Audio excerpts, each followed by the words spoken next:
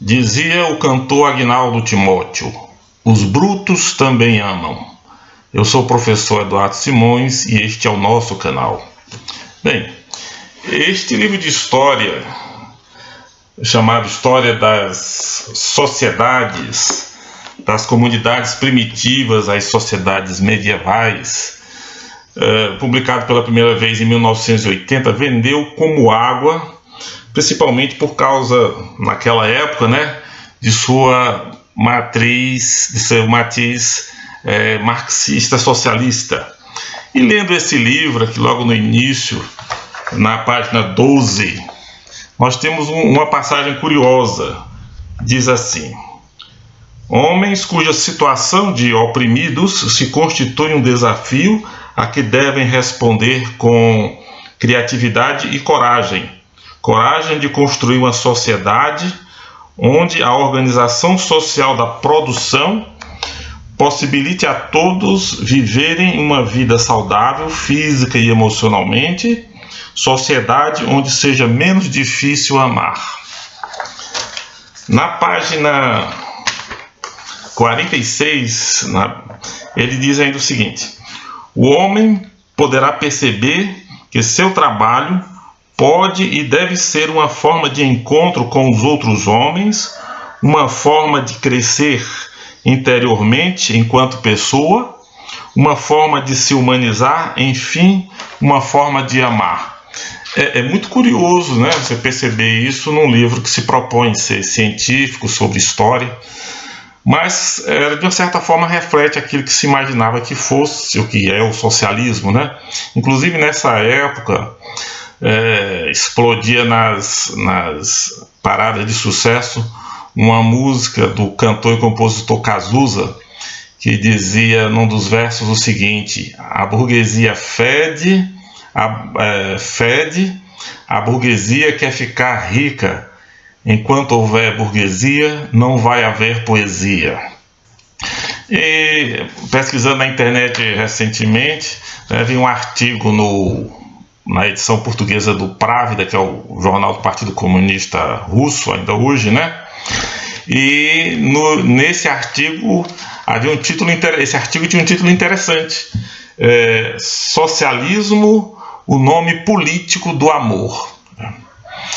Então é interessante que isso foi muito fortemente batido na nossa sociedade, que o amor, a compreensão, o desenvolvimento humano, o verdadeiro humanismo estava associado ao socialismo, enquanto que a degradação humana, a violência, as guerras estariam associadas necessariamente ao capitalismo.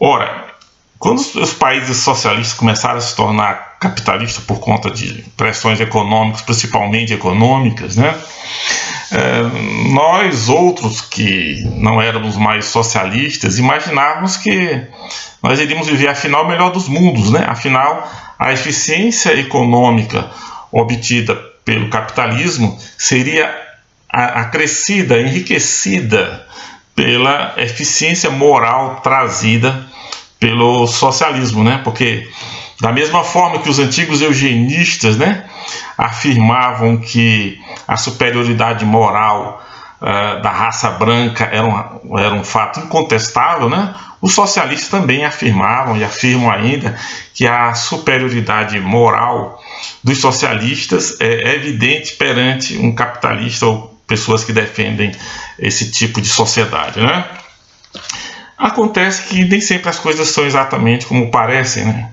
E recentemente, vendo um filme, um vídeo produzido na China, esse vídeo mostra uma das coisas mais degradantes que eu já vi na minha vida, Numa loja de departamentos, como um grupo não conseguiu atingir as metas estipuladas pelo gerente. Este gerente fez as pessoas, os funcionários, irem para fora da loja, na calçada, ficarem de quatro e começarem a caminhar como um cachorrinho pelas calçadas, indo depois para o meio da rua para ficar ainda mais visível e chamar ainda mais atenção. Na frente deles ia um camarada levando a bandeira vermelha da China para chamar ainda mais a atenção sobre aquilo, um gesto de degradação, um ato de degradação assim tremendo.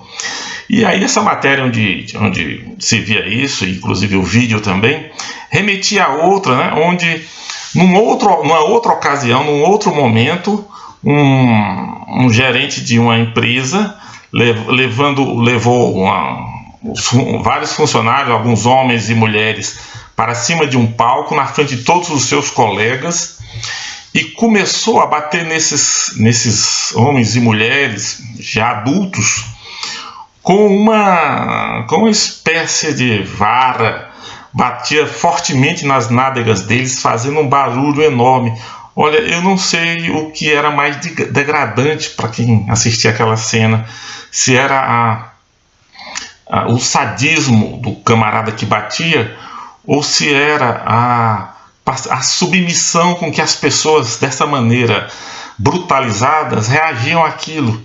Eles estavam absolutamente conformados, como se aquilo realmente fosse normal, eles realmente mereciam aquilo naquele momento em público. É uma coisa absolutamente infame, degradante. Olha, a gente começa a se lembrar das práticas medievais mais remotas, mais antigas, né? Quando os medievais colocavam aqueles cidadãos presos num poste na praça, para que as pessoas, geralmente eram ladrões, batedores de carteira, trombadinha daquela época, malfeitores, eram expostos, amarrados em praça pública para o povo tripudiar deles, né? Uma prática que foi banida do Ocidente capitalista selvagem no início do século XIX. Pelo menos não se fazia mais isso com nenhuma pessoa que não fosse condenada à morte. Havia execuções públicas, mas a exibição de preso comum para estimular o sadismo das massas já havia sido abolida no Ocidente, mais ou menos no final do século XIX,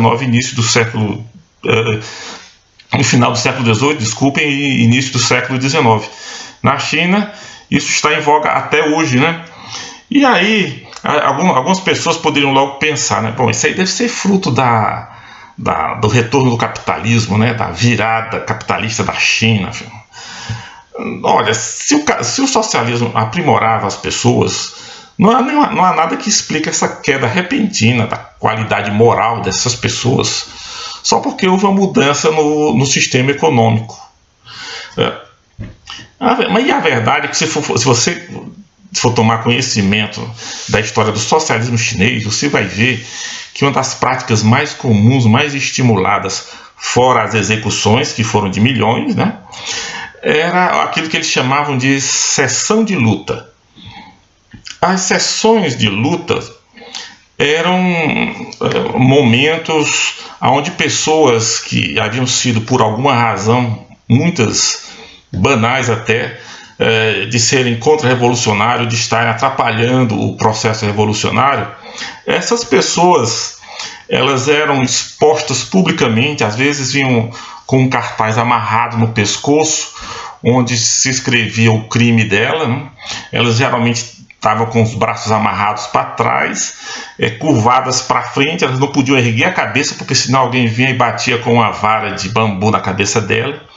Então essas pessoas nessa posição eram muitas vezes obrigadas a desfilar pelas ruas, eram levadas para grandes ginásios onde multidões enormes ouviam pessoas acusando-as dos mais variados crimes, e essas multidões muitas vezes eram convidadas para vaiar, para tomar para chegar perto deles, acusá-los, secundar a acusação do que o dirigente do partido achasse recomendável para aquele tipo de criminoso, de sorte que eram espetáculos de sadismo público, né?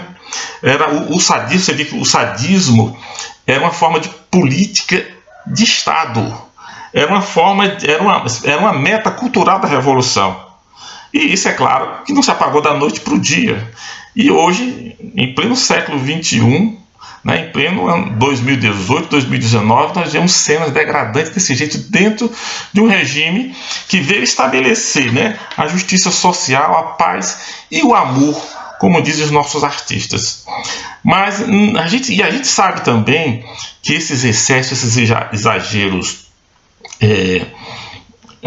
desumanos e até anti-humanos não são específicos da China. Quem não conhece os gulags da União Soviética, a miséria, a brutalidade daqueles gulags? Se por acaso você desconhece, veja as figuras, os desenhos de Danzig Baldaev. Se você tiver estômago, né? Coisa horrorosa, são pornográficos até, relatando como era a vida nessas prisões socialistas da antiga Rússia comunista, a União Soviética.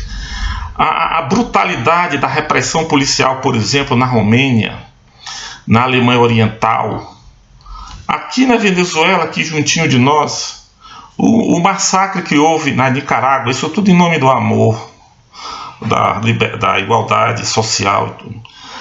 Quem pode esquecer o genocídio do Khmer Vermelho no Camboja? Bom, seja como for, a mística do amor socialista infelizmente não continua entre nós, né? E hoje em dia a gente vê algumas manifestações desse sentimento, dessa crença, né? Na reação de alguns elementos de esquerda quando se faz uma crítica a eles, como é o caso principalmente do PT, que está jogando um discurso de que quem critica o partido o faz movido por ódio.